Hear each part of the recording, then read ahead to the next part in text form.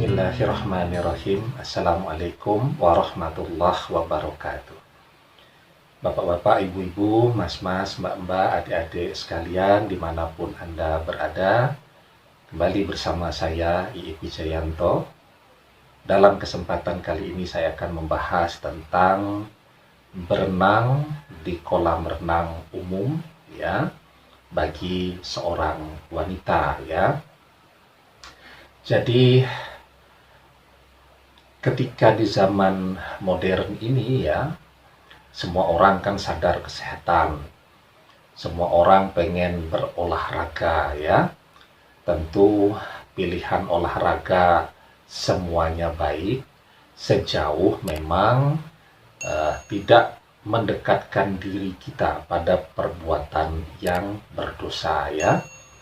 Jadi sebenarnya berenang itu boleh saja dilakukan oleh seorang wanita, tetapi ketika memang ada tempat private ya, misal orang-orang kaya tuh ya, yang punya kolam renang pribadi di rumahnya, ya silahkan saja berenang.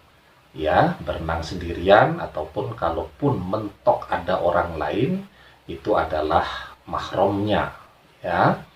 Tetapi ketika seorang wanita keluar dari rumahnya ke tempat kolam renang umum, walaupun kolam renang itu mungkin dirancang, didesain khusus pada hari-hari tertentu diperuntukkan untuk wanita, tetapi siapa yang bisa betul-betul menjamin bahwa tempat itu betul-betul clear dari laki-laki?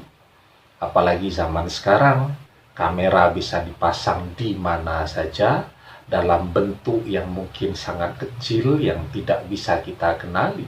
Sehingga sangat mungkin ketika seorang wanita keluar, berenang di tempat pemandian umum, walaupun khusus untuk wanita, sangat mungkin auratnya juga terlihat oleh laki-laki lainnya ya. Nah, karena itu memang berenang di kolam renang umum ya, kalau tidak punya kolam renang sendiri, itu adalah perbuatan yang harusnya dicegah ya. Rasulullah SAW di dalam sebuah hadis, beliau bersabda, "Ma mimra'atin tada'u thiyabaha fi khairi baiti zawjiha illa hatakat asyitra bainaha wa baina rabbiha." Wanita mana yang melepaskan pakaiannya di selain rumah suaminya, maka dia telah merusak hubungan antara dirinya dengan Allah ya.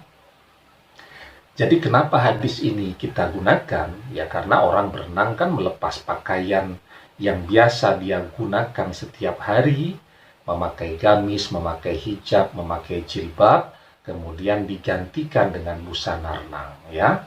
Nah, pertanyaannya sekarang banyak tuh busana renang muslimah yang pakai tutup kepala, kemudian pakai bajunya longgar begitu ya, rapat dan seterusnya.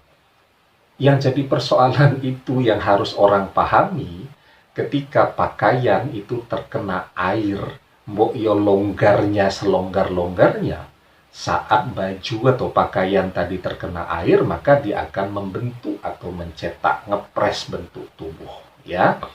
Nah, maka memang dilarang betul ya bagi laki-laki, bagi para suami ya, mengizinkan istrinya untuk berenang ya di kolam renang umum atau tempat pemandian umum istilahnya di zaman Rasulullah SAW. Dan ini ada dalil tegasnya. Rasulullah bersabda, "Man kana yu'minu billahi wal yaumil akhir fala yudkhil halilatahul hammam." Barang siapa yang beriman kepada Allah dan hari akhir, ya sampai setegas itu hadisnya ya. Barang siapa yang beriman kepada Allah dan hari akhir, maka janganlah dia memasukkan istrinya halilatahul hammam. Fala yudkhil halilatahul hammam. maka jangan dia memasukkan istrinya ke dalam hammam. Hammam itu apa? Hammam itu adalah tempat pemandian umum, atau kalau zaman sekarang orang menyebutnya kolam renang.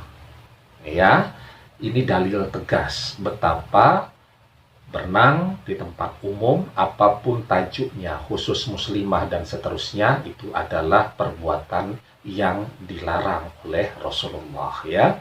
Nah, jadi wanita itu harus menyadari kodrat dirinya itu sebagai aurat, ya. Rasulullah bersabda, al-mar'atu aurat idza kharajat istasrafa khasyaitan. Wanita itu adalah aurat. Bila ia keluar, setan akan menghiasinya. Nah, pertanyaannya kemudian, saya ditanya tuh, Ustadz, olahraga ini tidak boleh, olahraga itu tidak boleh. Loh, bukan olahraganya yang tidak boleh, tetapi satu, menampilkan auratnya yang tidak boleh. Yang kedua, ikhtilatnya antara laki-laki dan perempuannya yang tidak boleh. Olahraga boleh saja selama dilakukan di rumahnya, di tempat tertutup, ya. Nah, olahraga bagi wanita, bagi para istri, itu yang disunnahkan adalah lari atau jogging atau balap lari bersama suaminya, tapi tidak keluyuran sendirian, ya. Jadi di dalam sebuah hadis dari Aisyah radhiyallahu anha, beliau berkata, Rasulullah Shallallahu Alaihi Wasallam bersabda kepada para sahabat, faqala linnas taqaddamu fataqaddamu, summa qala hatta asabika fasabaktuhu fasabakani faja'ala yadhaku. Ya, Nabi berkata kepada para sahabat, silahkan jalan duluan, dan para sahabat kemudian berjalan mendahului beliau, ya. Kemudian Nabi berkata kepada Aisyah, kemarilah, aku akan mengajakmu balap lari. Maka aku pun memenuhinya. Dan kemudian beliau, Rasulullah Shallallahu Alaihi Wasallam, mengalahkanku dan beliau tertawa. Itu adalah olahraga yang jelas disunnahkan dan dicontohkan oleh Rasulullah Shallallahu Alaihi Wasallam ketika mengajak istri tercinta beliau berolahraga. Demikian, semoga bermanfaat. Wallahu a'lam bishawab, billahi taufiq wal hidayah. Assalamualaikum warahmatullahi wabarakatuh.